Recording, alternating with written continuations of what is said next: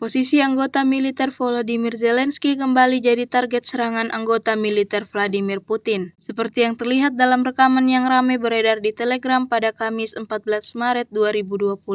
Dalam rekaman tersebut menampilkan detik-detik serangan yang dilayangkan pasukan Putin ke arah musuhnya. Sebelumnya terlihat pasukan pengintai Rusia mengidentifikasi pergerakan dua prajurit Ukraina di medan pertempuran. Tak ingin kehilangan kesempatan, infanteri Rusia sigap mengirimkan serangannya seperti yang terlihat dalam video. Alhasil, benteng infanteri Ukraina berhasil diledakkan bersama dengan operator di dalamnya. Berdasarkan keterangan unggahan, rekaman tersebut merupakan aksi pengintaian udara dari Brigade Artileri ke-238 Angkatan Bersenjata Rusia yang menemukan titik peluncuran unit UAV Ukraina. Kemudian setelahnya, titik tersebut segera ditembakkan oleh pasukan artileri Kuban dengan amunisi berpemandu presisi.